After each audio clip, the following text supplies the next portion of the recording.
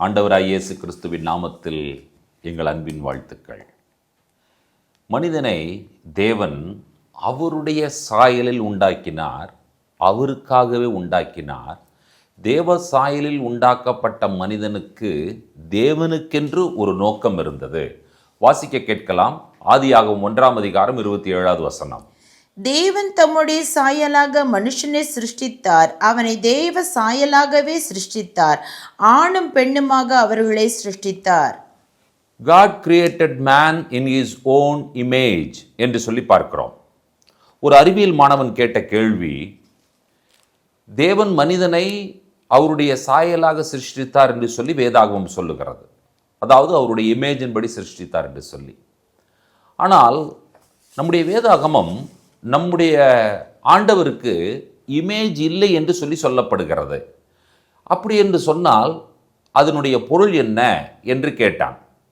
அதற்கான விளக்கத்தை சொல்லும் பொழுது நாங்கள் இவ்வாறு சொன்னோம். மனிதன் தேவ சாயலில் உருவாக்கப்பட்டவன் என்று சொன்னால் இந்த சாயல் என்பவர் யார், சாயல் என்பது என்ன என்ற கேள்விக்கு பதில், மனிதனை சிருஷ்டிக்கும் பொழுது ஆண்டவர் கீழே மண்ணு, அதற்கு பிறகு பார்த்தீங்கன்னு சொன்னால் மேலே லைட்டு, நடுவில் ஒரு ஆப்ஜெக்ட். இப்போ லைட், ஆப்ஜெக்ட், ஷேடோ. ஹீப்ரூல ஜெலம் என்கிறதான வார்த்தை பயன்படுத்தப்பட்டிருக்கிறது. ஜெலம் என்றதுனால் shadow. God created man in his shadow. Image என்கிற வார்த்தை இல்லை, ஷேடோ என்கிறதான வார்த்தை. இப்போ நீங்கள் பார்த்தீங்கன்னு சொன்னால் மேலே லைட்டு, நடுவில் ஆப்ஜெக்ட். இந்த ஷேடோ எப்பொழுது பர்ஃபெக்டாக இருக்குன்னு சொல்லி கேட்டிங்கன்னு சொன்னால், ஆப்ஜெக்ட்டுக்கு நேராக, அதாவது இந்த ஆப்ஜெக்ட் லைட்டுக்கு நேராக போகும்பொழுது ரொம்ப பர்ஃபெக்டாக கீழே ஷேடோ விழுகுமா, அல்லது சர்ஃபேஸுக்கு நேராக வரும்பொழுது ஷேடோ பர்ஃபெக்ட் ஆகுமான்னு கேட்டால், சர்ஃபேஸுக்கு நேராக கீழே வரும்பொழுது தான் அந்த ஷேடோ ரொம்ப பர்ஃபெக்ட் ஆகும்.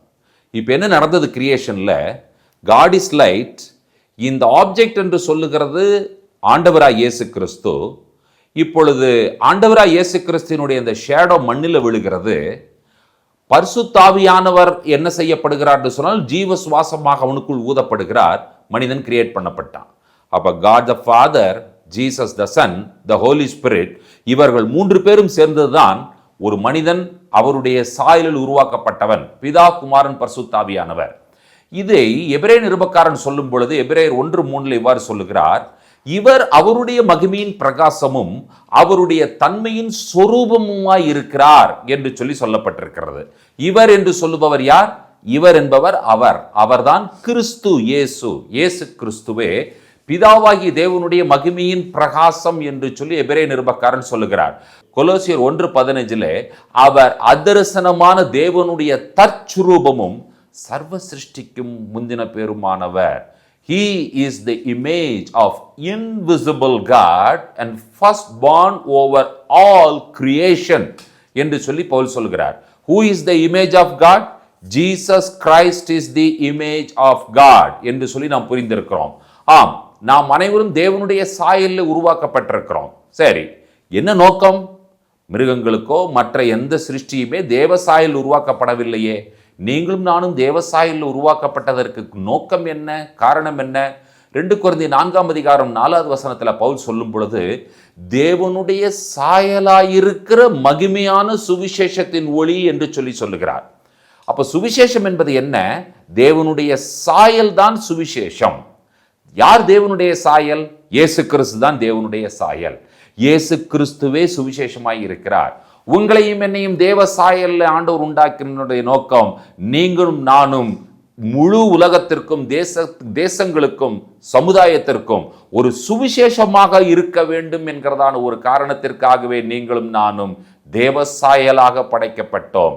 தேவ சாயலாக நீங்களும் நானும் சுவிசேஷத்தை முழு உலகிற்கும் கொண்டு சொல்ல கர்த்தர் உதவி செய்வாராக. ஜெபிப்போம். கிருபையுள்ள பிதாவே, ஆதி மனிதனை தேவ சாயலாக சிருஷ்டித்தீர். அதற்காக நாங்கள் நன்றி சொல்லுகிறோம். நாங்களும் தேவ சாயலில் சிருஷ்டிக்கப்பட்டோம் என்பதை உணர்ந்து கொள்ளுகிறோம். நாங்களே மகிமையான சுவிசேஷத்தின் ஒளியாய் இருக்கிறோம்.